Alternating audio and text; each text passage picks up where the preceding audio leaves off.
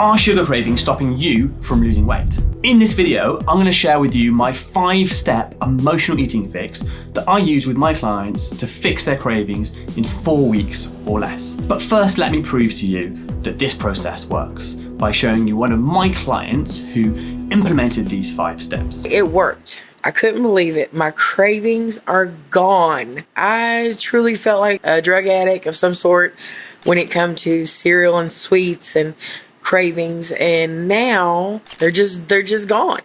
It's amazing. And just a quick heads up, I've structured this video to take you through everything you need to know to fix your cravings. So don't skip a single step or the process will fail. I'm going to cover number 1, the illogical way your brain works against you. Number 2, why your brain gives you cravings to start with. Number 3, how 99% of people make their cravings worse. Number 4, my 3-step process to fix your cravings for good. And number 5, the 5 big questions that people have after learning these steps. And these techniques can be implemented by anyone, even if you're addicted to sugar. So step 1, this is the most important step, and it's the step that's most overlooked in the whole process. This is understanding how the primitive, unconscious part of your brain works. So this is Bob, and Bob wants to lose weight, but he's a bit sad at the moment, and food makes him feel better. So he eats it, even though he knows he shouldn't if he wants to lose weight in the long term. You see, this part of the brain works differently to the conscious thinking part of your brain. The function of your unconscious mind is to keep you safe and alive. Negative emotions, like being sad, are seen as possible threats to this part of the brain. Bob is sad. My job is to keep him safe, so let's do what we know to make that go away. Eat. So sugar cravings do serve a purpose. Every problematic behavior has a benefit, otherwise you wouldn't do it. And food can have many benefits. It can be comfort and mood boosting. It can distract you from thoughts and emotions by numbing you, engaging in the eating. It can be a coping mechanism for stress, anxiety, boredom, so you switch off. And it could be for social connections and even nostalgia as well. So this is the first thing to understand. Your unconscious survival brain, which is trying to keep you safe, thinks it's doing you a favor by making you emotionally eat. And this leads us on to step 2, which is why you get cravings to start with. It's not the food you want, but the change in feeling. You have a feeling and you want another feeling. Food just gets you there. It's the vehicle. Now imagine walking through a forest. This is a dense forest full of trees and plants and undergrowth. There's not really a path, so you have to push your way through. You have to kind of brush away some of the plants and force your way through. And it's really hard and slow to get through this forest. Now, after a while, the animals in the forest kind of make a little path and they always follow the same path. So it starts with the small animals like the rabbits and the badgers. They start to make a small path. And then this becomes the preferred way to go through the forest because it's slightly easier. And then because this slightly easier path exists, the bigger animals, like the deer as well, start to take this path. And the more and more animals that take this path, the easier it is to travel down it, the bigger it gets, the wider it gets. And so then when humans arrive to this forest, they also take this visual route through the forest. And as any human does, they often trample it down and make it a little bit wider as well. And let's say after a while, we want to make this path more accessible to more people. What do? We start to lay some kind of surface on it and chop down a few trees to make it easier to go down. And now you can walk down this path quite easily. And you can maybe even cycle down it as well. So you're traveling faster and faster through this forest, which was once really hard to get through. And maybe the Forestry Commission want access to this forest as well for their vehicles. So they make the path even wider and they put a new surface on it so their cars can go down it. And so now we have a route through the forest which we can travel at quite a fast speed. And so it's easier and easier. And let's say some years pass and the forest is even chopped down and a bigger road is built, maybe even a motorway. So now we can travel at the fastest speeds, zooming through this once forest, where before it was really slow and we had to push through. You've created a super easy to follow pathway, traveling down it each time, making it easier and easier to do the next time. And a lot of people feel there's something wrong with them because they emotionally eat. And now I'd like to give you some relief by explaining that all that's happened is that you've taught your brain that food is a quick and reliable way to get rid of bad feelings. You've created this super highway that's really easy to follow. You've just accidentally taught your brain this strategy. It's just not a strategy that's supporting a weight loss goal, which is in the future, but it is supporting your short-term goal, which is to feel safe and happy. Most people struggle with the intensity of urges and cravings. Your unconscious mind is very powerful, as its job is to keep you alive. And so it needs to override the conscious logical part of your brain. So an example of this, if I'm in my kitchen and I touch a hot pan, I draw my hand away very fast without thinking about it logically. The same if I'm walking down the street and I step into the path of the car. I jump back without thinking about it logically. If I had thought about these situations logically, like, oh, this pan is really hot, maybe I should take my hand away, I would have burnt myself. Or with the car, if I thought, oh, there's a car coming, maybe I should step out of the way, I wouldn't be alive anymore. So there's nothing wrong with you. If the strategy you've taught your brain to control your emotions and state is food, then it's going to rely on this strategy daily and it's going to interfere with your weight loss goal. The problem comes when you constantly need to use food to make yourself feel better. Again, think about it like this. It's just an unhelpful strategy that you've learned. And side note, the same happens with shopping addiction, but instead of making you put on weight, it drains your bank balance. And that takes us to step 3. 99% of people end up making their emotional eating worse by using willpower. Let me illustrate this. Try not to picture a red balloon floating in the sky. What did you think of? The red balloon, right?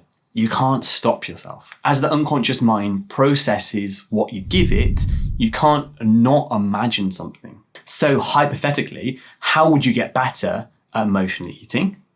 By imagining and running images of chocolate or whatever through your mind over and over again. It doesn't matter if you're saying don't or not. If the images are in your mind, that's what you're going to focus on. Think of it like learning a telephone number, which is a mental skill. How would you do that? Imagine it in your head and repeat it over and over again, right? And that's exactly what you do when you tell yourself, I'm going to be really good and not eat chocolate today. Even now, that probably created images of chocolate in your mind, right? Most people try and get rid of cravings by battling and struggling with them.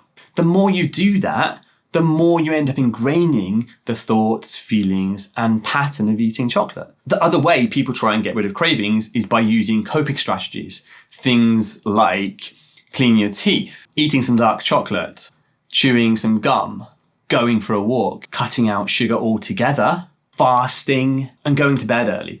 All these are things that people have told me they've done to try and cope with cravings. And these don't work simply because the cravings come back the next day. I'm sure you've experienced this. And it's because you're trying to take the edge off these symptoms rather than tackling the root cause. It's like a doctor who gives you painkillers for a brain tumor. The pain's going to come back when they wear off, right? So that leads nicely on to step 4. My 3-step process of how to fix cravings for good. Have you ever been listening to the radio and a song you didn't like came on? Imagine your thoughts as the radio playing in the background. You may not like the song, but you don't have to engage with it. You can allow the music to play without getting entangled in the lyrics. You don't have to stand up and switch the radio off. The same with learning a telephone number that I mentioned earlier. If you wanted to forget it, you wouldn't focus on it and try and unlearn it by telling it to go away, would you? And this is the first step of fixing cravings, accepting that they are there and that they will come and go throughout your day, but you're not trying to do anything with them when they do appear. Acceptance is the practice of non-judgmental awareness of thoughts and feelings, dropping that struggle and just allowing them to be there and opening up and making space for them. They can be here, they can be here, or they can be here, making space for them. So imagine with that radio song you didn't like, you're just able to turn down the volume, making it less influential and recognizing that you can choose to focus on other aspects of the station, like what's coming next. So step 2, this is learning to observe cravings and urges and see them for what they are, just thoughts, feelings, and words. And this allows you to unhook from them rather than getting pulled into the struggle. You can diffuse a thought by creating some space between you and it by noticing and naming. Here are some examples of how to do that. I'm having a craving. I'm noticing that I'm having a craving. I'm noticing a strong desire for something sweet. I'm noticing that my attention keeps wandering towards a particular food. My brain is giving me the thought of having a craving. Isn't it interesting how my brain wants me to eat that food? And this noticing and naming allows you to see that craving for what it is and detach from it. Both steps 1 and 2 allow the thoughts to be there, as they will be anyway, but help you drop the struggle with them, which is the real problem. You can't switch the radio off, but you don't have to listen to it. Then step 3 is get back on track. So what were you trying to do in the moment? Where was your focus meant to be? And how was your focus meant to make you feel? Were you working? Were you relaxing? Were you having a conversation?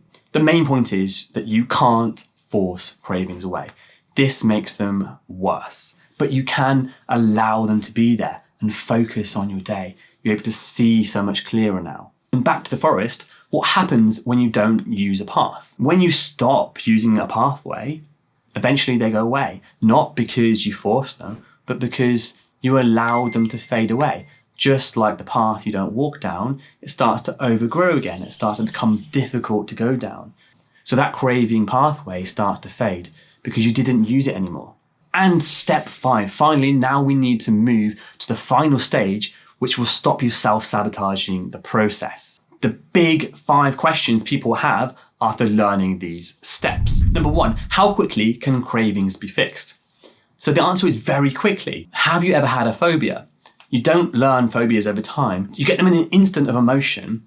And if done right, the same can be true for fixing emotional eating. The time it takes to fix emotional eating is not related to the time you've had it. You've just been using the wrong strategy, which isn't your fault. You've just not had the right tools until now. Question 2, do I need therapy? So it's not necessary at all. Therapy isn't needed to fix emotional eating. Why, I hear you ask? Because you don't need to know what started emotional eating to fix it. Think about it like this. Let's say you want to learn how to play tennis. So you have your racket in hand and you start hitting a ball and you have an instructor with you. Let's say you've hit the ball incorrectly. Does the instructor need to explain to you in great detail how you've hit the ball so you understand it completely and you're super aware of what you've done wrong? Or does the instructor need to tell you what to do instead? Option 2, right? Because if you focus on what you've done wrong, as we've talked about before, you end up ingraining that more and more and more. You want to know what you need to do instead. And a little side note, for many people, the very diet they are doing can cause cravings from the stress of endless food chatter and noise in their head about what to do and how to do it and when to do it. All those questions that come into your head that just stress you out. So question number 3, I want to be able to enjoy nice foods. I don't want to cut anything out. That's the point with this, is being able to choose to eat appropriate amounts of your favorite foods without the feeling of losing control. And this is why it's so important to follow a diet that doesn't cut anything out. And also remember, you do certain things like eating chocolate every day to cope with how you feel right now. If you don't feel like that anymore after losing weight and getting your dream life, you won't need it as much. Question 4, what if the cravings have so much control over me that I just can't resist? Remember here that it's still your choice to stand up and get the food. Your brain is just giving you an uncomfortable feeling to make you do that. This is where it can be helpful as well to become self-aware of your triggers and attach some pain to them so you can give yourself some consequences for the actions. For example, ask yourself, what are the consequences in my life of eating this chocolate now? Be very clear on it. Also ask yourself, what am I trying to avoid by eating this food? Am I sad? Am I stressed? Am I bored?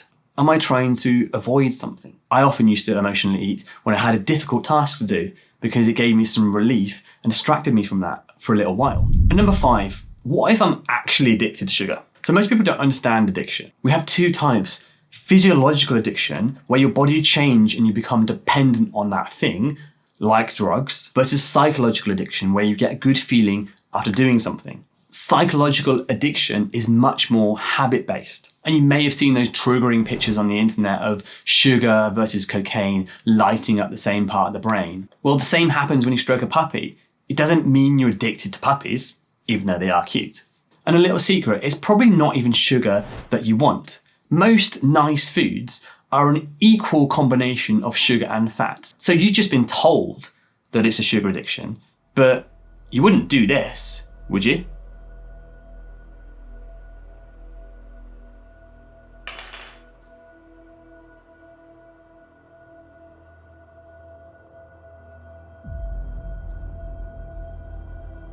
And studies show as well that there's little evidence to support sugar addiction in humans. And if you'd like some help fixing your emotional eating, I'm happy to give you a free chat to explain these steps some more. Plus, it's important to understand that everything I've told you in this video is completely useless without actually fixing your stress, which is a major trigger to emotional eating. So go and check out this video here, which explains exactly how to do that.